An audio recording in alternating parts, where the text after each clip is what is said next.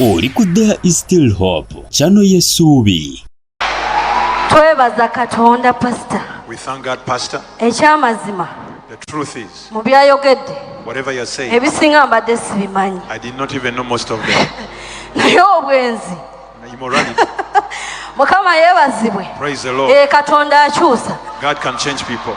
Ekyamazima abadde mwami mwenzi nnyo. He was a very immoral person. Naleeta usigala ewaka. I brought a house girl at home. Yesu yeebazibwe. Praise the Lord. Anti agambye tuswaze sitaani. So let's ashame the devil. Katuswaze sitaani. Let's ashame the devil. Mukama yeebazibwe. Praise the Lord. Naleeta usigala ewaka. Brought a house girl at home. Nga mwana muto wa myaka 14. 14-year-old. Nenjagala nnyo omwana ono namujja mu famire nga teri bulungi. I really like this girl. I brought her from a... Kati omwami ono bwe yantuusanga ku dduuka nze ndi mutunzi ntunga bitengi. I'm a tailor. Bwe yantuusanga ku dduuka ye n'avuga n'addayo ewaka. You will take me to my workplace and then go back home. Nemubuuzanga kiki ekikuzza I ewaka. said, why are you always going back home N'olema okukola. and fail to do your job? Neebake waka wange. That's my home. Ng'addamu ng'omusajja. You will speak like a man. Kakati Katonda ono teyeerabira. Ate era bw'osinza Katonda maana akulaga amazima nga bw'alaze pasito ono olwaleero. Mukama yeebazibwe. Praise the Lord.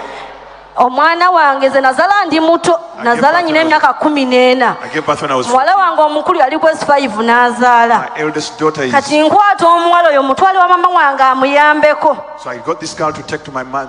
Omuwala agendanga ewaabwe. She used to go home Asaba muto we essimu.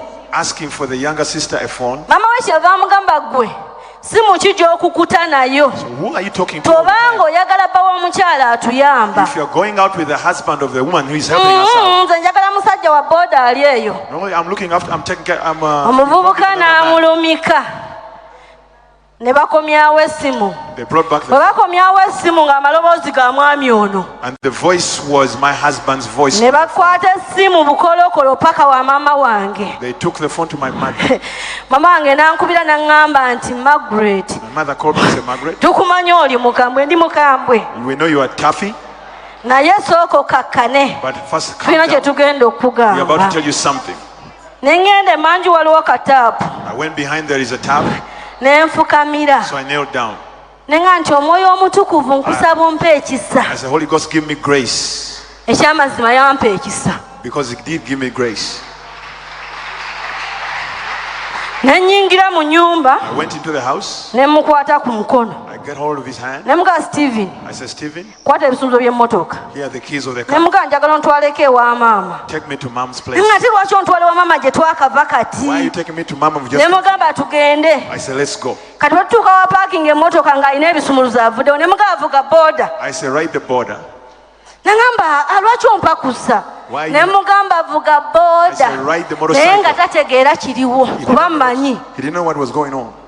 Nagenda bulungi nga ndi mukakamu. I went when I was very calm. Ne tutuuka ewaka We went home. nga famire y'omuwala etusazeeko okuyingira bw'ati nga famire y'omuwala eweddeyo ye n'akitegeera When we walked in there, the kuba yali entire akimanyi. of the girl was Ne there. banyweza omuwala ne bamugamba weenyweze. They said, Kumeze nasabye dda Omwoyo Omutukuvu. I already prayed to the Holy Spirit. Kati omuwala gwe nasookoga nti nkusonyiye I told the girl I forgive kuba oli you mwana muto. because you're a kid. Ono musajja mukulu This is an elderly man. y'abadde akozesa ebyensobi. The one who was doing Gwe things. nkusonyiye Oliver. I've forgiven you. Mama we n'aŋŋamba neeyanziza naye tuwe ebintu bye. Ne mugamba tugende waka muwe ebintu bye. Let's give you those Ne stuff. tujja ewaka ne muganda wo omukulu ne nkwata I ebintu. got hold of her property. Nze nga nsazeewo muleke. I decided to Nga depart. sigenda sobola mwami omusogo omwenzi. I was not going to. Nga nsazeewo muleke. I decided to abandon and walk away. Yesu yeebazibwe. Praise the Lord. Mba nsiba ebintu byange When I bifulumya. was packing my bags to go, Ngenda owulira nga nayiba agamba twali tupangisa kawempe. a neighbor said Ng'awulira ekintu ekigwa. something was falling. Kyava nga nti mpulidde ekintu ekigwa mu nyumba. Wabula bwe nali nfulumya ebitu yaŋŋamba oganye okunsonyiwa. So you Ne forgive. mugamba sisobola. Nsonyiwa bwenzi pasita bwali buganye mu mutima gwange. I said I can't forgive you. Nayiba kyava mpita nanga waliwo ekigudde mu The nyumba. neighbor said something has fallen in the house. Ne nkomyawo ebigere I came emabega. back behind. Okudda yali yesibyemu omuguwa. He had put a rope around his Kati neck. egundi y'ennyumba omulabba gwali tegwanywera gwe gwamutaasa okufa. He survived narrowly from killing himself. Abaana b'endowooza wano waliwo omwana omu mulabye ng'ajja okulokoka. One of the children is here. He has come to give his life to muwala we n'ajja n'afukamira mu maaso gange. Daughter came and knelt down before me. N'aneegayirira. Pleaded with me. N'aŋŋamba maama tubonyeebonye. Mama, we've suffered. Tulabye buli kika kya nnaku. Essanyu tulirabidde ku ggwe. N'afukamira ku bigere byange n'akaaba. Knelt and cried. N'ensonyiwa omwami ono lw'abaana. I forgave my naye nali sigenda musonyiwa. I wasn't going to forgive him. Namusonyiwa lw'abaana. I forgave him because of the children. Naye pastor. But pastor, bw'awadde obujulizi mbadde ntudde wali. when he testified, ebigambo ebisinga mbadde mpulira bipya mu matu I was gange. hearing new things in my ears. Nga bw'abyogedde. Like he has said them, mbadde simusonyiwa nga kankubuulira I'd amazima. never forgiven him. nga tutambula bwe tuti. When we are walking like naye nga this, simusonyiwa. but never forgiven him. yakola ekintu kibi pastor. He did something nali very njagala omwana oli obulamu bwange ayinza okunjulira. I love that girl with all Oliver nga tulya mu sowaani emu. We were eating from the same Oliver nga kyenyambala kyemuwa. What I was nga bwe tuba dressing, tugende waabwe alina emmotoka nga ngula buli kimu ne ntwalira famire yaabwe kubanga nga baali tebalina. I would buy everything for their n'ansasula bw'atyo. wabula nga gamba nkufiirako. He said, I'm with you. kata kyerava muganga bw'oli nange bwendi. kankuleke So let me leave ntandike you. obulamu obwange. Start a new yasalawo kwetugaya akakyegezaamu emirundi egyo esatu pasita. attempted to buli kill himself. lwengezako kino ogenda nga gakaneetuge. He said, let me kill naye myself. mbadde I've simusonyiwanga. never forgiven him. pasa lwatuyita lwe twatudde waali lwayita us. ffe twasooka okujja nali mukateteyi ka bbulu. We were the first ones to come. yansikasika n'andeeta wano. He brought me here. naye najja saagala kuba nali simwagala. I did not kankubuulira amazima. telling you the truth. ne tuyimirira wano tukala twekwate. leeta emikono. etwekwata bwe tuti pasita. We held each other. nagezaako okunsika bw'ati. He tried to pull me. sikiwulira pasita. I was not feeling it. nga mpulira namukoowa. I was fed up. toyinza nga twebasiba bino nga nkufiirako. enkera ne webaka nawusigaalo. You can't tell me. nkufiirako twasuze babiri. And then next day abasooka when I tobamanyi pasita nze nyinza obba kunyonyola. enkeera nadda nawusigaalo. Then he's with the si husband mwaka next day. gumu Not si ebiri si 3 years, esatu. not 3 years. kati mbadde namukoowa. I was fed up. pasita omukyala ono awadde obujulizi ankutteko nnyo wano mbadde waka nga ngenda kwebaka. I was going to sleep. omukazi awadde obujulizi bwe pasita. Who has testified about you? ankutteko pasita. naye nga omwami ono ntukwate emmotoka I said, tugende. let's go to church now. akikoze olw'ensonga pasita. done it nina for- muwala wange atudde wali pasita. My daughter is here. namuzaala musajja mugaga pasita. My producer in a rich man's. omwami ono bamuyita abitexi. pasita bino kambyogere kibadde kyannuma dda. omwami alabidde omwana nga okuva nga bebi bw'ati. He has taken care of that girl since she was. basenga si bangu pasita. naye kino kiza olw'ekigendererwa. This has come because of buli kinsi yenna yayogera ebintu olw'ensobi agenda va yayogera amazima. everyone who spoke ill is going. buli eyayogera ebintu olw'ensobi oyo omukyala avuddeyo lwakigendero avuddeyo odawadde bwa pasita nange yakola ekyomwana nga agenda kuvaayo. mukama yeebazibwe. Praise the Lord. ndabyewo ne pasita gwe manyi pasita adiba wuuli wali mumanyi. Seen Pastor. mukama Praise yeebazibwe. the Lord. omukyala yagenda mu ddwaliro n'agulirira ng'omwana nga wa myaka 16 atudde wali n'awayo bulungi nti bafulumye lipooti abitexisi yazaala omwana. naye pasita nga nkirinako obwino nyimiridde mu maaso g'oli musajja wa katonda siba nkona musajja mulala. naye omukyala nga bw'awadde obujuzi era ŋŋambye ono tugende ku lwaliriyani oyo awadde obwo nange yeebazibwe jjeni agenda vaayo yogera amazima nti yawaayo ebifu mu ddwaliro ti omwana si wa abe naye nga wa abitexi. ntobye n'omwana pasita mperedde omwana wange naye nzikiriza katonda nga bw'ali omulamu olunaku lugenda kuba lumu. essaawa bweziti ng'ono bwavuddeyo nange omukazi oyo ayogere amazima tinakola nsobi. mukama nga bw'ali omulamu gwe Stephen Mugweri nga bw'oyogedde amazima.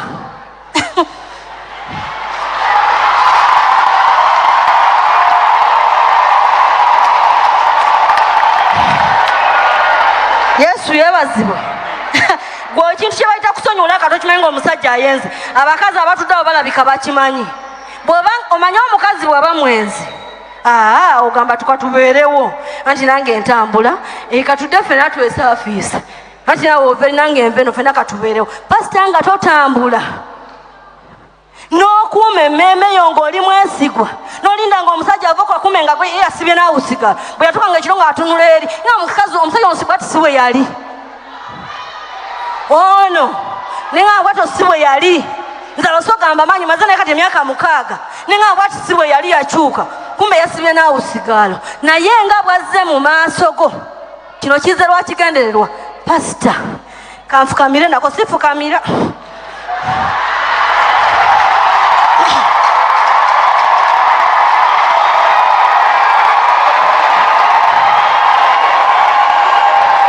yebazibwe Yesu nga bwazze mu maaso go pasita n'ayogera bye mbadde simanyi pasita musonyiye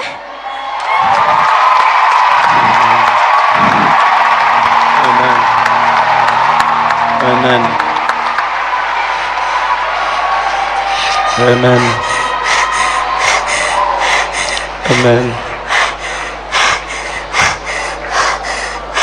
Amen. Thank you, Jesus. Yes. You are great.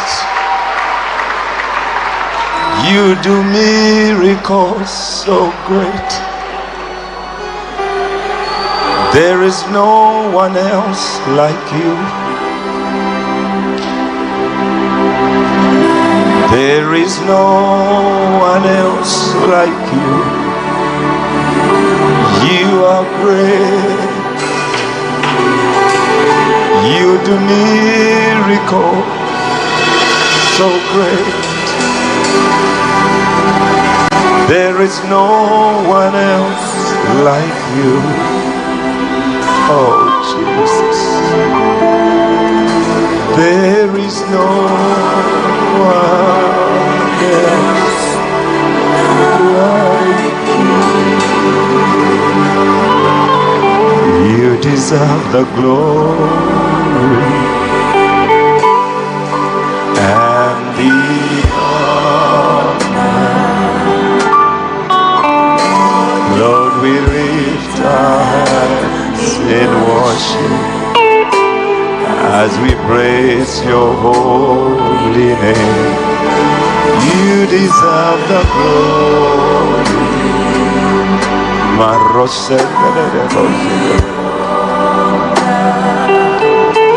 You are awesome, Jesus.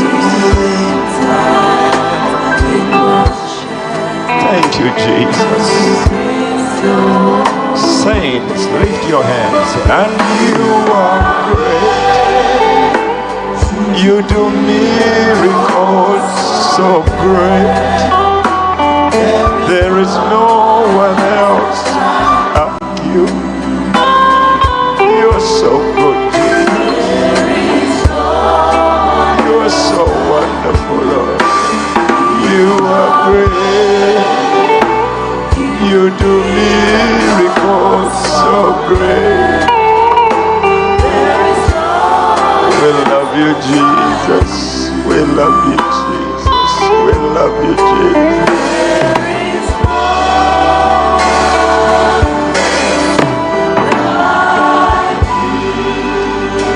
These are holy moments, saints. These are holy moments.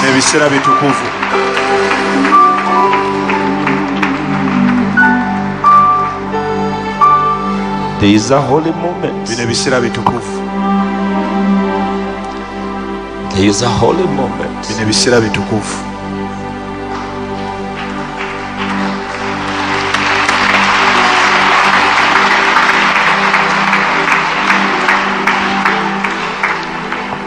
These are holy moments.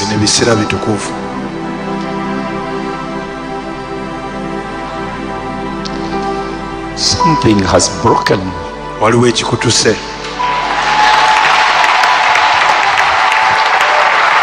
Something has broken. Mukama yebazibwe. Praise the Lord. Nebaza Katonda nga sirina kkomo. I thank God. Mukyala gwe avuddeyo. You lady who came out n'oyogera amazima ku Pastor Kayanja. and spoke the truth about Pastor Ky'Enva. Mukama akuwa omukisa. May the Lord bless you. Mukama akuwa omukisa. May the Lord bless you. Bawebudde abasajja ba Katonda. Pastor Kayanja ng'ono nudda. abantu. You have brought so many people to salvation, Pastor. Naye omukyalo oyo Mukama amuwa May omukisa. the Lord bless that lady. Nze mbadde pasa neebase ekyamazima. I was sleeping Bwe mulabye when I saw this lady. nfukamidde ne nga nti Mukama akoledde Pastor Kayanja. I knelt and said that God was performing. Ebiro bigenda kuba bwe biti. It will be like today.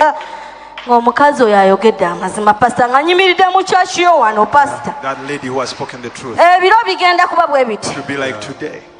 Omwami ono yamukubirako n'essimu This lady called one time. n'amugamba nti ayebazibwe ebintu by'okola lwaki tokyusaamu. Why don't you change your N'addamu ways? n'amugamba nti olumbye ki? Olumbye America. She said, you have attacked America. Temugenda kunsobola. You will not manage me. Nensigala nga neekutte Katonda. So I just held on to God. Ye n'agenda mbasamize. She went to the wheelchair. Era gy'agenda. That's where she goes. Naye Katonda wa Miracle But Center the God of Miracle Center, mighty God, oyo ajjayo amazima that brings out the truth, agaaswaza omwasajja wa Katonda ono that brought shame to the man of God. ne bifuluma ku mpewo It went through the air. n'atalina mannyo n'ayogera Even those without teeth spoke their words. n'eyalumwa envunza n'ayogera. Even the one with jiggers spoke. Ekyamazima ono omwami alina Katonda The omulamu. truth of the matter, this man has a living God. Ekyamazima The truth, Pastor Kayanja alina Katonda omulamu. Pastor Kanja has a living God. Ekyo tekisobola kwogerekeka ng'oli wekka. You cannot speak even your own. Tekisobola kwogereka ng'oli mu ndowooza yo. When you're in your own thinking, Wabawo amaanyi agakusindika. a power pushes you. Wabawo amaanyi ag'enjawulo agasindisa omukyalo oyo nti genda oyogere amazima. That told that woman to come and Taze yeka. she didn't come alone. Taze yeka. She did not come alone. Waliwo amaanyi. There is a Waliwo amaanyi mu kuweereza Katonda. in serving God. Waliwo amaanyi. There is power. Twebaza Katonda olw'omukazi n'omusajja abazaala omwami ono. Praise God for the father and mother of this. Twebaza Katonda We praise God olw'omusajja for the man of God. n'omukyala And the woman of abazaala omwami that ono. produced the man of Ne God. twebaza Katonda olwa Pastor Jessica Thank God Kayanja for Pastor Jessica Kayanja. kubanga singa tamugondera, Because if she wasn't, singa takola by'ayagala, she wasn't submitting, singa ebyamagero tebiboneka wano. miracles not happen here.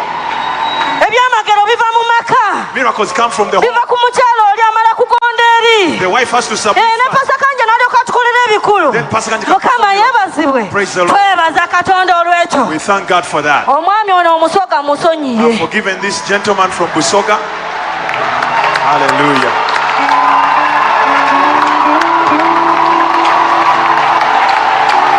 Mbadde siri musonyiwa I said I would never nga tuli bwe tuti when we were like this. nga ndiwo lw'abaana be I was there for his buli children. omu abeeko waalikwata ndyoke nange mmute, Then I would let him naye nga siriiwo But when I'm not there, nga nkola bya nga akola bye nakwata nga kakadde ne nkamuwola mubuuze nga bwankubira nfunye ekizibu nga sesika namumuwa ssente. I will not even feel like Abadde ankubira munnaye nongudde kabenje eno simanya saidi zaawa nga nsigala nsamba kyalaani kyange. he would call Awo me noonsanga olw'ekyo kye yankola because of what he did to me. nga sikyayinamu wadde omulumirirwa. I wasn't feeling any compassion for him. Alwalira abadde akaba emitwalo 15 nga nina emitwalo aga pasita mu nsawo, He would ask for 150 when I naye had takimanyi nti 500. mbadde nazo nga sigenda I zimuwa, would not give him the money. naye nga ekizibu kya mitwalo 10 n'emeka But it's just kya one kumakya. He only need 150,000. naye nenga naye kasirike n'akange gende wa Oliver zikuwe. Naye nga bw'oyogedde amazima Like the way you spoke in the truth, ngenda kuddamu nyingira mu bizibu byo. I'll get involved in your issues once again.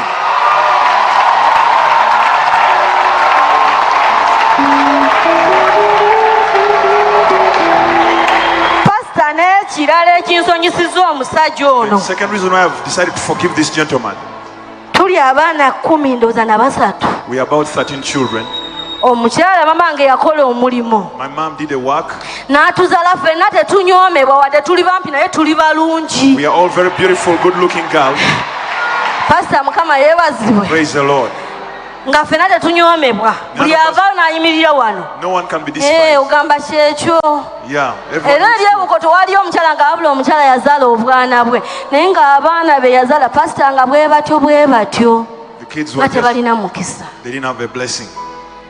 Omusajja ono bwe yayingira mu bulamu When bwange this man came into my life, nze mama wange pastor yali muzigo. My mom was in a muzigo. Anzirako n'alinya n'ennyonyi emirundi ng'egi ne bigaana.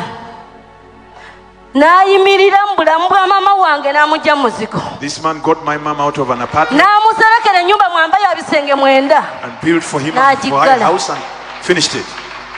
Bwe najjukiranga ekyo nti wajje mama wange muzigo. Whenever I remember what he did for the mother, nenziramu akamusonyiwa. I would feel naye nga kiri tekivaawo. Era mbadde mbeera naye lwekyo ne ŋŋamba baliwulira batya kankusonyiwa olwa mama wange nga bulonda mama wange ng'ali musanyu aŋŋamba kankusonyiwe mukko naye si okusonyiyira ddala. Total forgiveness. Pastor ndi maaso go ndi muzibu sisonyiwa. I'm very difficult. Ekikwatagana n'obwenzi. When it comes to morality, ebirala byonna oyinza obikola. You can do anything ate n'ekirala alimba. And he lies. Pastor nze njogera mazima. I tell the truth. Kutunudde maaso. I'm looking in your eyes. Embwa njiyita mbwa. I call it dog. Zero njiyita zero. Zero, I call it zero. Bw'ajja ne muga nti nnyina emitwalo 5 gaba 5. If I tell him I have 500,000, that's what I have. Bw'ajja ne muga atera nnyo okuba simwagala nnyo okumanya omanyi omuntu omwenzi pasita. A person who is immoral, simanyi lwaki alowoolereza nnyo nti nawe by'obeeramu. they always think you are doing the same thing. Akuba esimu buli kati oli ludda wa oli ludda wa oli ludda wa oli ludda wa nomuga ndi wano ne bw'omubuuza emyaka 6 gye maze naye bwe muga nti ndi kupa dakika emu ng'akutuuseeko n'alemerawo paka lw'osuubula by'osuubula ne mugenda nze naye atere yeeyongereyo. Pastor saagala bulimba era abukomye wano. I don't want him to continue lying. Let him stop now. Bwe kiba kya bulimba kya bwenzi akikomye wano waayimiridde nga bw'avudde n'ayogera amazima n'obulimba bwe bukome leero. Kuba alimba ne kyolaba n'abaana akibasizeemu. Omuwala ali wano mukozesa nkola naye omukwatira bw'oti mu nsobi. Naga sinnakikola naye ng'omukuti naye ani yasiga ensigo? Uno. Omanyi sister kyogedde kituufu. I don't know, the Holy Spirit has taken over the service. I've lost control. Totally lost control. I am just letting the Holy Spirit do what he wants to do. But my sister, thank you. I felt Omwami Babadda, you needed to come. You needed to come. Ogambye nti waliwo n'omu ku baana be bana azze wano. One of the children are here. Sandra aliwa. Sandra huyo. Salvation has come in the house. Now olokose leero. You're getting saved today. Omanyi daddy yakuyisa okulokoka. Daddy called you to get saved. Kati gwe suffering consequences. You are suffering the consequences of ezebikolwa by'abakadde baffe. Of the mistakes of our parents. Olira kye ŋŋamba. Are you listening to me? Daddy omulidde. You've heard your father. Mukama ŋŋambye. The Lord spoke to me. Nti ayite abalokose. That he should call people to get saved. Aliko omulokole n'agwa. He was saved and then backslid. What caused him to backslide? Omulabe yakola akakodyo. Satan made a trap. Abantu ne bakukusa omwenge. And people siphoned. Abaali balina obuvunaanyizibwa baali basobola okunnyonnyola amazima. The people in charge could have told the truth. Naye mu Uganda abantu baagala nnyo obulimba. Ugandans love lies and sensationalism. Relationships nyingi nnyo mu government mu ggwanga lino. Enkolagana nyingi nnyo. Ezimu ziri political. Some are political. Abantu babadde awamu for years. People have been together for many years. All of a sudden ne bafuuka kabwanango. Then they become enemies. Because someone lies. Kubanga waliwo omuntu aleeta obulimba. Someone deliberately put up a lie. Omuntu aleeta obulimba. Era I feel in my spirit mpulira mu mwoyo wange that if God's hand was not strong on this country, omukono gwa Mukama tekuba kuba munene nnyo, Uganda would have gone through probably 10 civil wars. Uganda yalibadde yayita dda mu ntalo ez'okulwanagana wano mu Uganda nga